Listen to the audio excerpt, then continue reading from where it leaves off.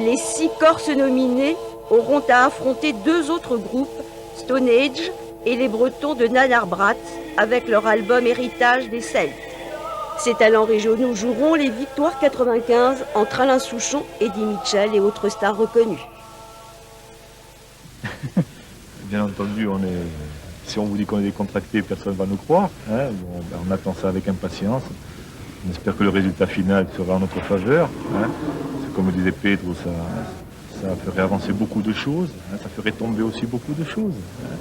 Mais pour nous, ça sera une belle réussite et un beau souvenir dans notre vie pour tous les groupes. Vous avez le trac? Non. Pour l'instant, non. Je dirais que oui.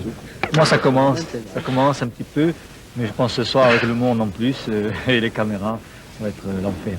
Mais il faut qu'on s'en sorte. Si, bien sûr. Si on est gagnant. Le monde là, c'est pas encore fait. Pour le groupe qui chante l'île de beauté, sa terre, son histoire et ses mythes, toute une aventure. À la joie d'être reconnus pour la qualité de leur travail, s'ajoute pour les vainqueurs des trophées, des victoires, la perspective de débouchés économiques non négligeables. Cette 10e soirée des victoires est à la musique ce que sont les Oscars au cinéma, une consécration très enviée et très attendue.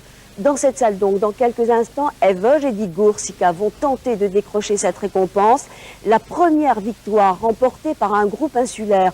Ce serait un bel hommage à l'investissement passionné de ces chanteurs au service de la culture corse qu'ils contribuent puissamment à faire renaître. Merci, rendez-vous ce soir sur France 2 donc.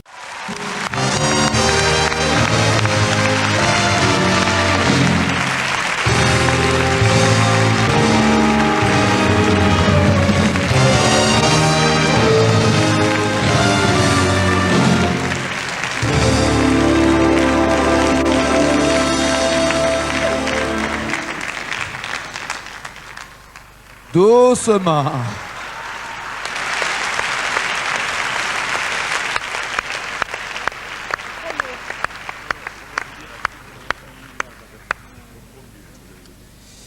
Qui c'est qui cause dans le poste? Bonsoir, messieurs.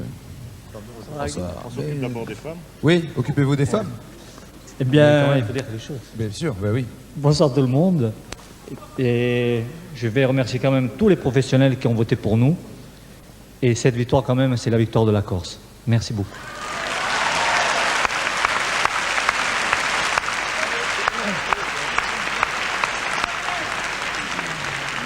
Je voudrais rajouter juste un petit mot pour dire que nous dédions cette victoire à tous les groupes culturels de Corse et en particulier aux chanteurs de polyphonie.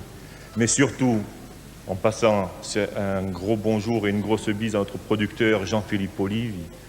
Mais surtout, nous voudrions dédier cette victoire à tous nos anciens qui, de génération en génération, nous ont légué cet héritage. Merci pour eux.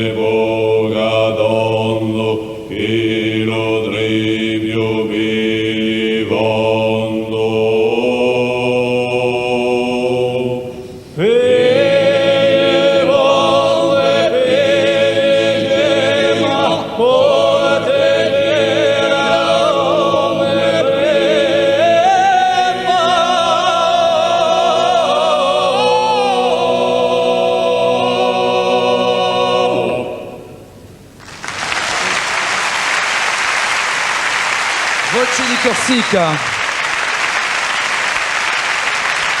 Voilà. Et encore une autre jeune fille qui remet ses victoires. Reste là, tourne-toi qu'on te voit bien, voilà. Parce que sinon le créateur s'en va alors. Et c'est elle qui a l'antenne parabolique pour capter plusieurs stations. C'est une belle coiffure. Bien, nous allons remettre maintenant la victoire de l'album pour enfants. Sont nommés dans cette catégorie.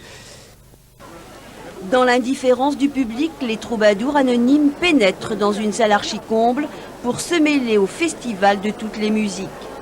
Voce di Corsica, nominés dans la catégorie l'album de musique traditionnelle, sont au rendez-vous du talent, de l'émotion et de la fête.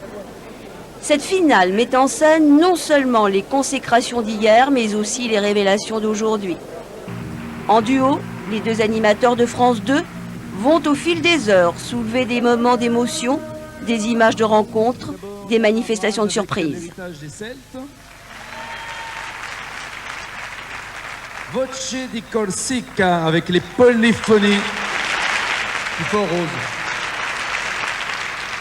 Et Stone Age avec l'album Stone Age. Dites-nous tout les filles. Le gagnant est les polyphonies de Voce di Corsica. C'est le choc. Petro Guelfucci et ses compagnons qui avaient choisi la différence en interprétant une polyphonie traditionnelle à Tribiera enlèvent le trophée. La polyphonie corse enfin reconnue envahit notre mémoire pour une longue émotion partagée avec le public, un public séduit par l'authenticité des voix. Bonsoir tout le monde. Et je vais remercier quand même tous les professionnels qui ont voté pour nous. Et cette victoire quand même, c'est la victoire de la Corse. Merci beaucoup.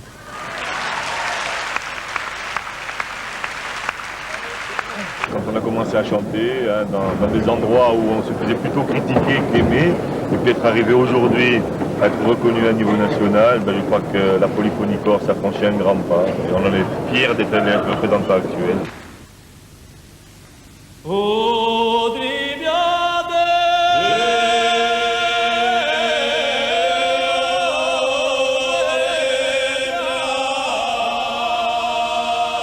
Merveilleux aboutissement pour ces chanteurs qui ont réussi en 20 ans à sortir le chant traditionnel de l'oubli. Le jury des victoires de la musique l'a compris, aux décideurs culturels de notre région, de reconnaître la vitalité de la création musicale de notre pays.